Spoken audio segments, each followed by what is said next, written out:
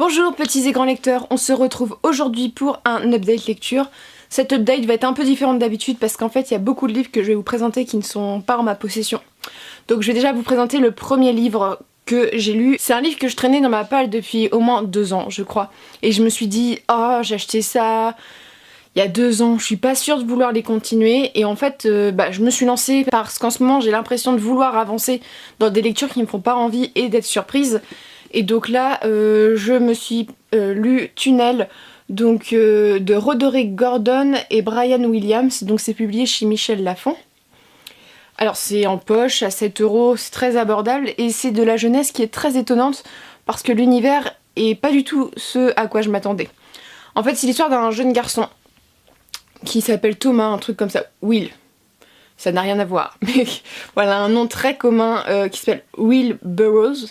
Alors bon, le petit jeu de mots avec le mot en anglais. Et ce Will Burroughs va avoir un père un peu spécial, qui a un musée un peu spécial où il range tous ses bric-à-brac, qui va avoir une famille en fait très spéciale. Son père creuse des tunnels, sa mère ne s'occupe pas de lui et sa sœur est un petit génie. Voilà. Et lui se retrouve au milieu de tout ça, passionné de creuser des tunnels, ce qui est quand même assez étrange comme occupation pour un enfant parce que je crois qu'il a 12 ou 13 ans, il n'est pas très vieux. Et donc il va au collège, c'est un gamin qui en plus a un physique un peu atypique. Il est roux je crois d'après mes souvenirs, à la peau très blanche. Donc voilà, on s'imagine qu'à l'école il doit avoir passé de superbes moments avec ses camarades de classe. Et donc voilà, il subit du harcèlement, donc ça traite aussi de cette thématique là, donc je trouve ça intéressant dans ce livre là. Et en fait ce garçon va creuser un trou avec un de ses amis, et il va tomber dans le trou et il va trouver des choses, plutôt des personnes, un autre monde. Et en fait vachement sympa comme lecture. Je m'attendais à un truc un peu comme ça, mais l'univers des créatures qui vivent dans le trou, c'était très intéressant parce que c'était fantastique, riche, pas tellement commun que ça parce que j'ai pas vu beaucoup de livres sur les trous, hein. Voilà, ça m'a donné un petit côté un peu Arthur et les Minimoys, même s'ils sont pas petits. C'est un peu dans cette branche là, vous voyez. Et le personnage est attachant, voilà, c'est un personnage qui est atypique. On est face à un héros classique hein, du jeune homme, mais il est quand même atypique sur certains points. Et le méchant est surprenant, il y a un rebondissement au milieu de l'affaire. Alors en tant qu'adulte, on peut le sentir venir, je l'avais senti venir, je pense qu'un enfant ne le verrait pas. Mais il est vraiment sympa, il y a une suite, hein. J'ai le 2 dans ma palle, mais je vais vraiment lire la suite parce que je trouve que pour de la jeunesse c'est frais. C'est totalement différent de ce qu'on a lu. Voilà, on tombe pas dans la veine des romans qui essayent de copier Harry Potter, on est vraiment dans quelque chose d'original, fantastique, sans être fantasy, vous voyez. Et avec des personnages attachants, des rebondissements, voilà, il y a beaucoup d'action, il y a des mystères, il y a aussi la question du harcèlement qui est quand même traitée vachement en fait dans le roman. Et que ça soit pour lui ou pour son ami, je crois qu'il est un peu potelé, ils sont harcelés tous les deux. On est face à un livre qui traite de plusieurs thématiques. Il paraît mieux que ce que la couverture ou le résumé présageait. Et je conseille vraiment, si vous avez 10-11 ans, lancez-vous-y, je pense que vous apprécierez vraiment. Ensuite, je vais vous présenter des livres qui ne sont pas là. Voilà, alors avant tout, je voulais mettre quelque chose de clair. Ces livres, je les ai lus dans le cadre d'un stage en maison d'édition. Alors, je suis le genre de personne qui ne ment pas ou qui va pas dire que le livre est bien s'il ne l'est pas, même si je suis en stage. Je voulais juste remercier ces gens voilà, de m'avoir permis de faire ce stage en maison d'édition parce que ça a été très formateur pour moi. Et je vais vous présenter les romans que cette maison d'édition m'a permis de lire dans le cadre voilà, de ce stage, et je vais vous en parler immédiatement. Donc la maison d'édition, c'est la maison d'édition Petit à Petit. Alors c'est une maison d'édition qui est spécialisée surtout dans le docu BD. En fait, je pense que vous connaissez si vous venez de Rouen. Parce que cette maison d'édition, elle est présente énormément à Rouen. Voilà, c'était à Rouen où elle se trouvait. Mais c'est surtout qu'ils ont fait le Rouen, le Havre en BD docu. Donc c'est-à-dire c'était un côté BD et un côté documentaire sur la ville en question. Et voilà, il y a plusieurs villes qui vont être traitées. Et là, voilà, c'est du livre qu'on trouve en librairie. À la Fnac de Rouen, il y en a énormément, mais qu'on trouve aussi en office de tourisme. Mais il ne se cantonne pas à faire que ça. Donc d'abord, je vais vous parler de ce format docu-BD. Alors j'ai lu Rouen tome 1 et Rouen tome 2. Et le Havre tome 1, il me semble, d'après mes souvenirs. Alors j'ai beaucoup aimé ce format parce que pour les gens qui sont rouennais ou extérieurs, c'est un super moyen de s'instruire sur la ville tout en étant riche et agréable. C'est vraiment un point qui est vraiment intéressant parce que c'est pas un simple livre où on lit et on s'ennuie un peu. Voilà. Par contre, il faut aimer le format BD. Voilà, si on est plutôt manga comme moi, c'est pas forcément ce qui nous accroche le plus, mais le format BD en plus est sympa dans le sens que comme c'est des auteurs différents, si on n'aime pas un style d'une planche, on peut très bien se retrouver dans une autre. Ça m'est arrivé plusieurs fois. Il y a des planches que j'ai vraiment adoré la patte graphique, d'autres que j'ai moins aimé, mais à chaque fois j'ai appris des choses sur ma ville. Et pourtant ma ville, j'y suis née, j'ai vraiment, je connais bien on va dire, donc c'est vraiment pas quelque chose que tout le monde connaît quoi. Donc c'était vraiment intéressant. Donc franchement, si vous arrive de passer dans ces villes-là ou de les trouver en librairie, ils sont pas très très chers. C'est quand même vachement fourni, il y a de la lecture pour de la BD, en fait c'est ce qui me plaît aussi. Et voilà, on se cultive, c'est vraiment intéressant et c'est vraiment un des points forts. Ensuite j'ai lu aussi Le Cid et Cyrano en BD, donc en fait c'est des adaptations en BD de livres de classiques. Alors, le Cid, c'est un livre que, personnellement, j'en ai marre du Cid dans le sens que je l'ai lu en cours. Et c'est un livre que j'aime bien, mais sans plus, mais Cyrano de Bergerac est un de mes classiques préférés. Donc en clair, j'étais hyper contente de retrouver l'histoire parce que pour les enfants, c'est hyper instructif de lire comme ça. Si on n'a pas envie de se casser les pieds à lire un classique littéraire, on lit la BD, il y a les mêmes dialogues, c'est sympa. C'est juste que pour moi, c'était en noir et blanc. Et voilà, moi j'aime bien les BD avec de la couleur, il n'y a que les mangas que j'aime en noir et blanc, et ça n'avait pas le style manga, les dessins ne correspondaient pas à ma patte graphique. Donc si vous vous y intéressez, regardez avant les dessins, et voyez si ça vous plaît, mais vraiment, au-delà du caractère esthétique qui me plaisait pas au niveau du graphisme, je trouvais que le livre était très très bien fait, l'idée est très très bonne, et c'est vraiment très sympa pour les gens qui ne veulent pas lire des classiques littéraires, mais qui veulent les lire rapidement, qui veulent les voir adaptés autrement. Et voilà, moi Cyrano, j'ai pris un plaisir énorme à le lire. Et là, voilà, il était très bien dessiné, il était très représentatif.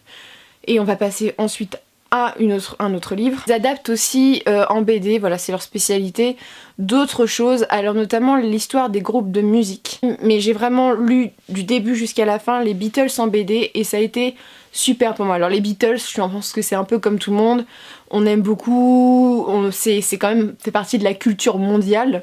Et ici j'ai découvert des histoires que je ne connaissais pas sur les Beatles. Alors je suis quelqu'un qui aime beaucoup les Beatles, mais j'ai jamais lu d'autobiographie sur eux, machin, jamais.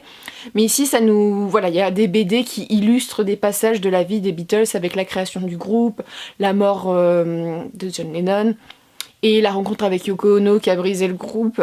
Et notamment, il y a un truc qui m'a marqué, par exemple, il y avait une BD avec Elvis, il me semble, et en fait, Elvis était un peu étonné que les Beatles cartonnent autant. C'est des petites anecdotes comme ça que je connaissais pas et c'était vraiment hyper instructif. Il y avait différents illustrateurs et c'était super parce que c'était très coloré. Il y avait vraiment l'impression des années 70, vous voyez, qui était retranscrit et c'est vraiment sympa. Si vous êtes fan de musique, comme je pense que vous êtes beaucoup, en général les arts, quand on aime la lecture, on aime un peu la musique. C'est quelque chose qui peut nous approfondir, nous faire découvrir les groupes mieux que lire une autobiographie qui peut nous paraître un peu longue, voilà. Là c'est plus abordable, ça permet aussi aux jeunes de connaître les Beatles, voilà, parce que c'est un groupe qui est immortel et ça leur permettrait de découvrir aussi ce groupe fantastique. Et voilà, j'ai beaucoup aimé tous les renseignements, tout ce qui était typographique avec les couleurs, tout c'était hyper flashy, hyper Beatles, hyper années 70. Donc voilà, et c'était hyper recherché mine de rien, il y avait beaucoup de noms, beaucoup d'informations qui étaient données, mais le tout en étant toujours amusant. Ensuite j'ai lu 2 livres, alors c'est un livre qui m'a beaucoup marqué, donc c'est une adaptation il me semble d'un film ou d'une série, ou d'un roman, je ne sais plus. Je crois que c'est un roman, alors c'est Un bruit dans le moteur, qui a été adapté en BD par la maison Petit à Petit. Alors cette BD elle m'a marqué parce que, d'autant l'histoire, alors l'histoire elle n'est pas dépendante de la BD parce que c'était une adaptation. C'est l'histoire d'un gamin en fait qui est psychopathe, voilà. C'est un gamin qui décide d'assassiner tout le monde dans son village et qui va y arriver. Et en fait cette BD elle m'a beaucoup marqué parce que c'est le graphisme de la BD qui m'a surpris. Alors toutes les teintes étaient en sorte d'ocre, sorte de voilà, sorte de boue, vous voyez un peu, et en même temps très sombre, et ça correspond totalement à l'univers, et ça crée vraiment une atmosphère hyper angoissante que j'ai beaucoup aimée. Alors c'est un enfant qui assassine des gens, hein, donc en même temps le sujet voilà, correspond aux couleurs, mais c'est vraiment l'esthétisme, de la beauté de cette BD qui est un peu dérangeante, parce que le sujet est quand même spécial, qui m'a vraiment plu, et en même temps c'est une BD que j'ai trouvée grotesque aussi, pas dans le sens péjoratif, mais c'est l'histoire plus qui est grotesque, parce que c'est du genre on tue des adultes dans des façons un peu voilà, un peu waouh, surréaliste, mais c'est vraiment un livre que j'ai beaucoup aimé. Je lirais peut-être le roman, ça m'a vraiment accroché. Vous voyez, puis en fait ça correspondait tellement bien à l'univers, je trouve que la BD elle circule quelque chose par son graphisme hyper intéressant. Donc je vous le conseille aussi. Il y a la mythologie grecque en BD, alors ça c'est hyper intéressant. Voilà, c'est une adaptation des mythes, et il y a la BD à côté, il y a quelques pages de BD, puis on explique le mythe. C'est hyper bien pour les jeunes. Alors franchement, pour les jeunes, c'est hyper sympa. Ça nous apprend beaucoup de choses. Pour les gens, par exemple, qui commencent en 5e le latin, voilà, ça permet d'avoir de la culture. Et le livre est très très beau, je vous mettrai la couverture. Moi j'aime beaucoup la réédition qu'ils ont faite. Le seul point négatif de mon point de vue d'adulte, c'est que moi j'ai fait des études littéraires, j'ai fait du latin malheureusement pendant 3 ans, et la mythologie je connais un peu. Et il y a parfois, je me disais les enfants, il y a des moments je me suis dit les enfants vont peut-être pas comprendre, ou du moins moi en tant qu'adulte initié, il me manquait des informations, c'était beaucoup de choses qui étaient connues. Mais bon, je trouve que cette BD elle est plutôt orientée pour les enfants, ce qui correspond à cette volonté d'être plutôt... pas faire des pages et des pages de mythologie, c'est pas le but. Mais moi, je préférerais un livre comme ça. Mais c'est vraiment dépendant de mon cursus scolaire et de mon âge. Mais vraiment, c'est un livre que je vous conseille si vous connaissez pas du tout la mythologie. Les dessins sont très beaux parce que ça change aussi. D'après mes souvenirs, il y avait des dessins qui m'a rappelé un peu les poteries, vous savez, qu'on trouve au Louvre, des représentations des travaux d'Hercule par exemple. Il y avait tout cet univers, c'est très très beau. Tous les mythes fondateurs y passent. C'est juste que pour moi, il manquait d'informations dans la partie documentaire. Mais bon, moi je demande toujours beaucoup. Et c'était aussi très coloré, donc voilà, je vous la conseille quand même. Si vous ne connaissez pas la mythologie, ou si vous avez des enfants, ou si vous êtes un enfant. Voilà. YouTube est ouvert à tout le monde. Donc voilà, donc c'en est tout pour les lectures que j'ai effectuées pour le compte de la maison petit à petit. Voilà, c'est des lectures que c'est pas des coups de cœur, mais j'ai énormément aimé ce que j'ai vu, ça m'a fait découvrir beaucoup de choses. Ils vont sortir un livre, ça a été un coup de cœur. Alors c'est un livre, je ne sais plus comment il s'appelle, c'était un nom un peu compliqué, et je vous le mettrai ici. Le titre du roman avec la photo si elle est disponible. En fait c'est une BD qui joue avec les pages transparentes, des choses qui apparaissent. C'est un homme qui arrive à plonger dans les rêves, je crois, des gens. Et qui va permettre à quelqu'un qui est amnésique, voilà, de retrouver tout son passé. Et c'était hyper émouvant comme histoire, parce que moi tout ce qui est Alzheimer, tout ça, moi, dès que ça touche les petits papis et mamies, moi je suis triste quoi. Donc là c'était hyper beau, les dessins j'ai adoré, il y avait ce côté un peu folie, vous voyez, un personnage un peu fou qui plonge dans l'univers, on mélange un peu tous les univers, on va en Inde, tout ça c'est hyper beau. Et c'est vraiment mon coup de cœur de ces lectures que j'ai effectuées, mais cette lecture là n'est peut-être pas encore sortie. Donc voilà, je tease, mais c'est un très très beau, une très très belle BD et un petit bijou d'ingéniosité, on va dire. C'est une maison qui prend des risques, voilà, de par son format docu-BD qu'on retrouve pas partout, voilà, de par ces jeux de transparence. Donc c'était pour ça aussi que je voulais en parler et les remercier encore parce que c'est la moindre des choses. Et sur ce, j'espère que cette vidéo vous plaira. N'hésitez pas à me dire si vous êtes intéressé. Alors il y a le site Petit à Petit où vous pouvez voir tous les documents qui sont disponibles. J'insiste sur cette maison d'édition parce que vous savez, je vous l'ai déjà répété 50 fois, je suis quelqu'un qui aime bien promouvoir les petites maisons d'édition. Voilà, c'est un but aussi, je voudrais que toutes les maisons d'édition soient, comment dire, sur le même plan pour la distribution. Et là vraiment c'était aussi pour leur faire un peu de pub parce que j'ai aimé leur travail.